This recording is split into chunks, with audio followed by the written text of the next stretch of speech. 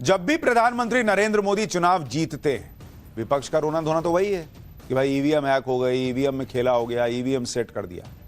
लेकिन boss, EVM hack होना और ये सब पॉसिबल नहीं है, मैं आपको पहले ही बता चुका हूं।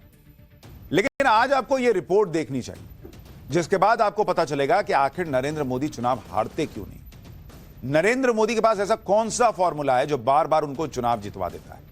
और पूरी दुनिया में बॉस, जो अंग्रेज भारत पर राज करके गए, वो भी आज की डेट में नरेंद्र मोदी को पढ़ रहे हैं कि भाई कैसे ये आदमी नहीं रुक पा रहा है। सबसे प्रतिष्ठित यूनिवर्सिटीज में से एक ऑक्सफोर्ड यूनिवर्सिटी ने पीएम मोदी की नीतियों को लेकर एक रिसर्च तैयार की। इस रिसर्च में पीएम मोदी के काम करने के तौर तरीके और तेवर का बारीकी से अध्ययन किया गया है। इस रिपोर्ट के मुताबिक पिछले 10 साल में पीएम मोदी की नीतियों और जनता के प्रति जवाबदेही वाली सोच की वजह से ही भारत तेजी से ग्रो कर रहा है। जो लोग पीएम मोदी की जीत में ईवीएम का रोल बताते हैं, आज उन्हें ऑक्सफोर्ड यूनिवर्सिटी की इस रिपोर्ट को पढ़ना चाहिए। यह समझना चाहिए कि पीएम मोदी ऐसा क्या करते हैं कि जनता उन पर इतना भरोसा करती है, उनको इतना प्यार देती है।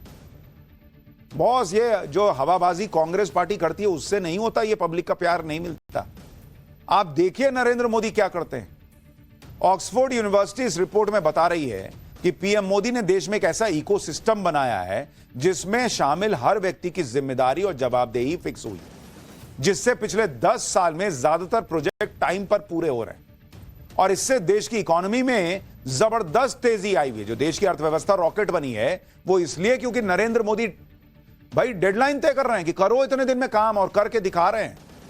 ऑक्सफोर्ड यूनिवर्सिटी की इस रिपोर्ट की इसका केस स्टडी का टाइटल है gridlock to growth, how leadership enables India's Pragati ecosystem to power progress. इस रिपोर्ट में पीएम मोदी की डिजिटल गवर्नेंस प्लेटफॉर्म प्रगति को एक गेम चेंजर प्लेटफॉर्म बताया गया।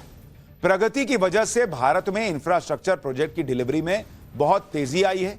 इससे देश की इकोनॉमी का सिस्टम पूरी तरह बदल गया है। स्टडी में कहा गया है कि proactive governance and timely implementation ने टॉप लेवल पर अधिकारियों की जवाबदेही तय की। इसके अलावा केंद्र और राज्यों के बीच प्रोजेक्ट्स के कोऑर्डिनेशन को बहुत पारदर्शी और व्यवस्थित किया गया। प्रगति प्लेटफॉर्म के कारण देश भर में 17,000 करोड़ रुपए के 340 प्रोजेक्ट्स में तेजी आई है। ये वो प्रोजेक्ट्स हैं जो पिछले कई सालों से अटके हुए थे। इन पर पिछली सरकारों ने ध्यान नहीं दिया, लेकिन 2014 के बाद सरकारी सिस्टम को नरेंद्र मोदी ने ऐसा बदला जिसकी वजह से आज भारत बदल गया। भाई, पूरी दुनिया भारत को पढ़ रही है, और जब वो पढ़ रहे हैं तो वो रिपोर्ट बना रहे हैं कि भाई ये नरेंद्र मोदी जो हैं, ये आदमी जो हैं, वो डेडलाइन तय कर देते हैं और कहते हैं करके दिखाओ तो करके दिखाओ। और पिछला जो छोड़ के गए थे लोग, वो सब भी प्रोजेक्ट पूरा करवा दे रहे हैं। आज आपको यह भी समझना चाहिए कि पीएम मोदी के डिजिटल गवर्नेंस प्लेटफॉर्म, इसका नाम है प्रगति। यह क्या चीज है भाई प्रगति, जो भारत को प्रगति दिए जा रही है? इसी पर ऑक्सफोर्ड यूनिवर्सिटी ने पूरी रिपोर्ट तैयार की। आपको जानकर हैरानी होगी कि पीएम मोदी को इस प्लेटफॉर्म का आइडिया आज से 22 साल पहले एक आपदा के दौरान आया था। उसके बारे में भी आपको आगे बताऊंगा, लेकिन उससे पहले प्रगति प्लेटफॉर्म को समझिए, जिसने भारत के ग्रोथ स्टोरी को लिखा है और पूरा नैरेटिव चेंज कर दिया भारत का। प्रगति का मतलब है proactive governance and timely implementation. मतलब पीआर से हो गया प्रोएक्टिव, और ए से हो गया एक्टिव, प्रोएक्टिव, जी से हो गया गवर्नेंस, एंड हो गया ए से, और टाइमली हो गया टी से, आई से हो गया इंप्लीमेंटेशन। यह एक मल्टीपर्पज प्लेटफॉर्म है, जिसका नाम में ही है कि भाई टाइम पे डिलीवर करना है। इस प्लेटफॉर्म को पीएम मोदी ने 25 मार्च 2015 को लॉन्च किया। इसके जरिए प्रोजेक्ट की रियल टाइम मॉनिटरिंग होती है। सबसे बड़ी बात यह है कि खुद पीएम मोदी हर महीने इस पर मीटिंग करते हैं। इन मीटिंग्स में वो सीनियर अधिकारियों से प्रोजेक्ट की चर्चा करते हैं। यहां भाई बताओ, तुम जो कर रहे थे उसका क्या हुआ, उस वाले प्रोजेक्ट का बताओ क्या हुआ। तो हर अफसर को पता है कि बॉस, ये नहीं कि हम सो जाएंगे और बैठ जाएंगे। नरेंद्र मोदी ना सोने वाले भाई, वो बुला के पूछेंगे कि बताओ कितना काम आगे बढ़ा। इस मीटिंग में बाकायदा पूछा जाता है कि प्रोजेक्ट कहां पहुंचा, क्या दिक्कत आ रही है, किसी रुकावट में कौन अधिकारी जिम्मेदार है। कमाल की बात यह है कि अगर जरूरत पड़ती है तो पीएम मोदी सीधे वीडियो कॉन्फ्रेंसिंग के जरिए संबंधित अधिकारी से डायरेक्ट बात कर लेते हैं कि वहीं पर खत्म करो, निपटारा करो भाई, मामला आगे बढ़ाना है। अब तुमको कहेंगे, तुम जाके कहोगे, फिर वो कुछ करेगा, जो पुराना सिस्टम था। नरेंद्र मोदी कहते हैं ये सब मत करो भाई, मेरी बात कराओ, ये अटक रहा है ये करो। खत्म करो मामला, काम आगे बढ़ाओ। यही वजह है कि इस मीटिंग से पहले अधिकारियों की हालत बहुत टाइट रहती है। वो पूरी तैयारी करके पीएम के सामने आते हैं, जैसे आपके ऑफिस में होता है कि आप बॉस के सामने जा रहे हैं प्रेजेंटेशन देने, काम ऊपर नीचे होगा तो आपको लगता है क्या होगा, डांट नहीं पड़े। यही हाल सरकारी कर्मचारियों का हो जाता है। सबसे बड़ी बात यह है कि पिछली मीटिंग में किस अधिकारी ने क्या कहा था वो नरेंद्र मोदी को याद रहता है, क्योंकि उनकी याददाश्त तो जबरदस्त है।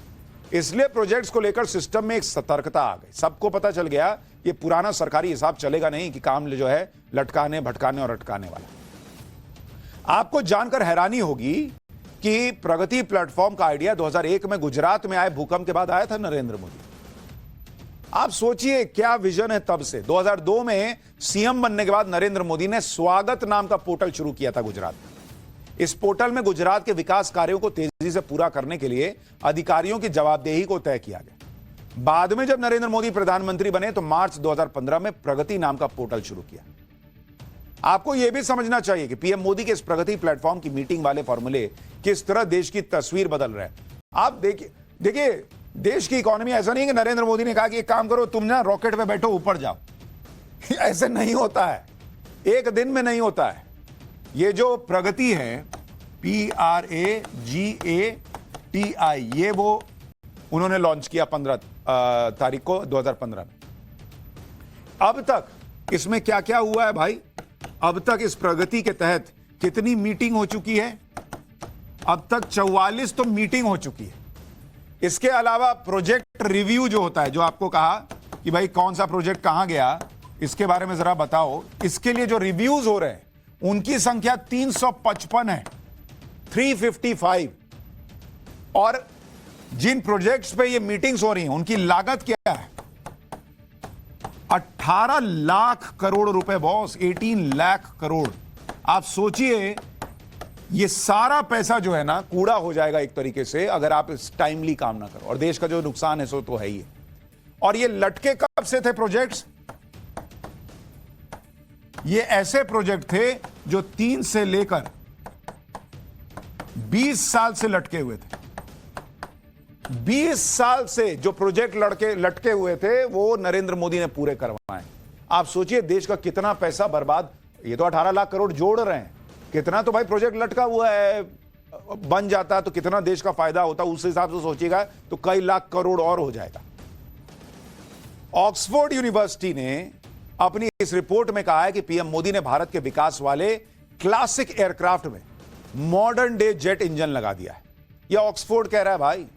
ऑक्सफोर्ड यूनिवर्सिटी ने ऐसा क्यों कहा, इसे समझने के लिए आपको देश में 2014 से पहले के माहौल को समझना होगा। उस समय देश किस स्पीड से आगे बढ़ रहा था भाई। 2013 में यूपीए सरकार के दौरान कैबिनेट सेक्रेटरी ने अपने एक नोट में लिखा कि देश में इंफ्रास्ट्रक्चर और मैन्युफैक्चरिंग सेक्टर के प्रोजेक्ट्स में अटकने की वजह अप्रूवल्स और क्लियरेंसेस में देरी है।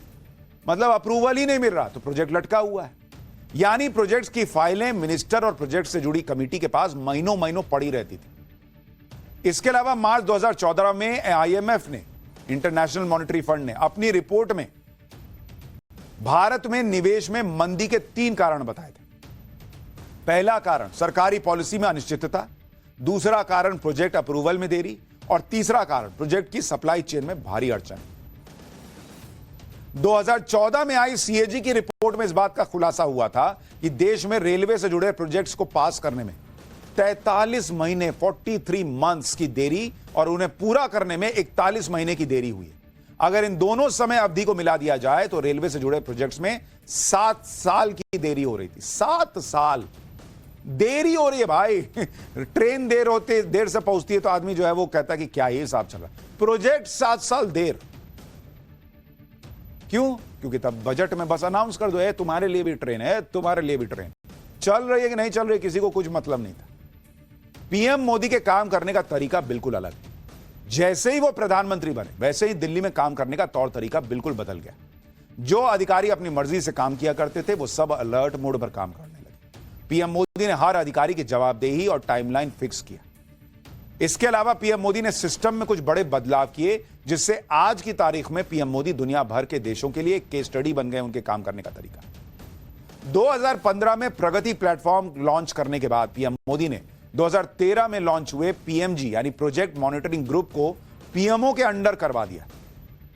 इसके बाद 26 लाख करोड़ रुपए की लागत के 843 प्रोजेक्ट्स में तेजी आई। इससे पहले यह ग्रुप कैबिनेट सेक्रेटेरिएट के अंडर हुआ करता था। इसके बाद पीएम मोदी ने अगस्त 2018 में परिवेश पोर्टल लॉन्च किया। इसमें किसी प्रोजेक्ट में पर्यावरण और वन्य जीव डिपार्टमेंट से होने वाली देरी को देखा गया। इस पोर्टल की वजह से जो इन्वायरमेंटल क्लियरेंसेस में 600 दिन लगते थे, आप अंदाजा लगाइए वो घट के 70-75 दिन का रह गया। इसी तरह अक्टूबर 2021 में PM Gatishakti national master plan launch हुआ। इस पोर्टल से देश का इंफ्रास्ट्रक्चर सेक्टर कई गुना स्पीड से ग्रोथ करने लगा।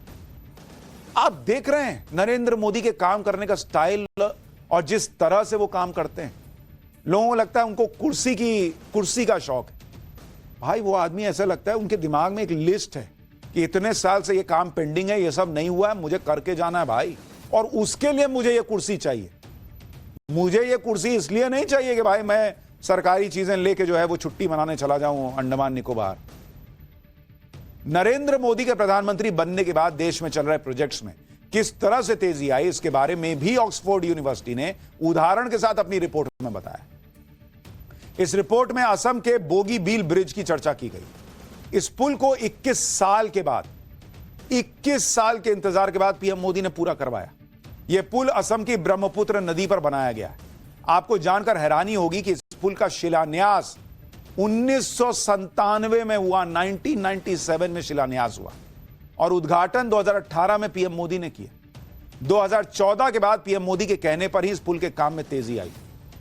आप सोचिए बॉस, लोगों को शायद लगता होगा क्या है ग्रोथ रेट बढ़ा हुआ है, भारत की इकोनॉमी जो है, जो कई लोग कहते हैं ये 5वें नंबर पे तो आ गई तो क्या हो गया, ये तो आना ही था। आना नहीं था बॉस, ये हुआ है तब आया है, ये याद रखिए।